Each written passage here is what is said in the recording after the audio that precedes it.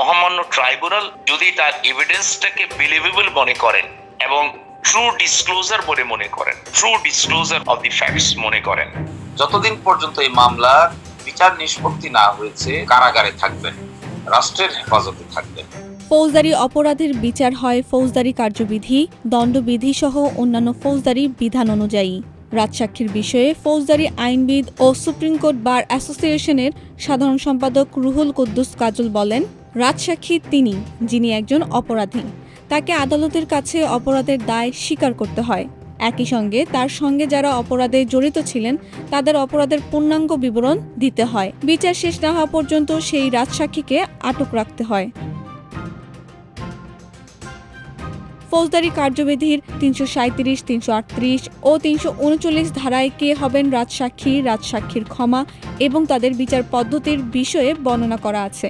অন্যদিকে রাজসাক্ষীর ক্ষমা সংক্রান্ত বিধান আন্তর্জাতিক অপরাধ ট্রাইব্যুনাল আইনের ১৫ ধারায় বর্ণনা করা হয়েছে। মহামান্য ট্রাইব্যুনাল যদি তার এভিডেন্সটাকে বিলিভেবল মনে করেন এবং ট্রু ডিসক্লোজার বলে মনে করেন, true disclosure of the facts মনে করেন, তাহলে সেই ক্ষেত্রে দুটো রয়েছে। একটা হচ্ছে নিঃশর্ত ক্ষমা করা, টেন্ডার টু পার্ডন যেটাকে বলা হয়, আর একটা হচ্ছে যে শাস্তির মেয়াদটাকে কমিয়ে দেওয়া।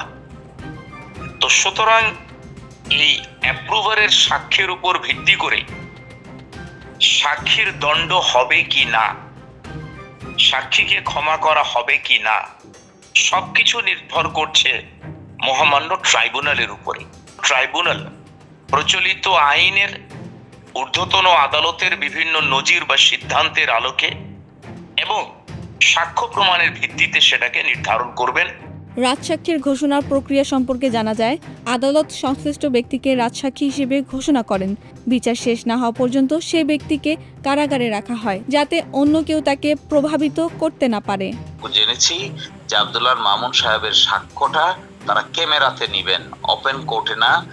এখানে শুধুমাত্র জজরা, আইনজীবীরা এবং তারা থাকবেন।